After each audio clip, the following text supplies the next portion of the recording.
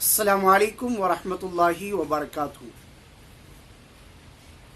अल्लाह के नबी सय्यद आलम सल्लल्लाहु ताला अलैहि वसल्लम ने फरमाया कि चाँद देखकर रोज़ा रखना शुरू करो और चाँद ही देखकर रोज़ा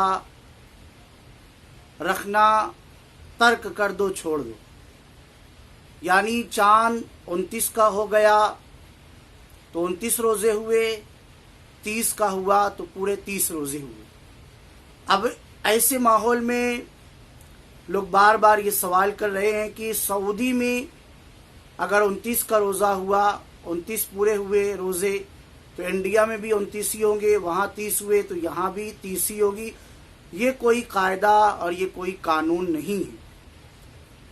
हाँ, अभी इस मर्तबा वहाँ पर 29 का चाँद नज़र नहीं आया तो वहाँ 30 रोज़े पूरे हो रहे हैं सऊदी में, तो 2 मई बरोज़ पीर को वहाँ ईद होगी।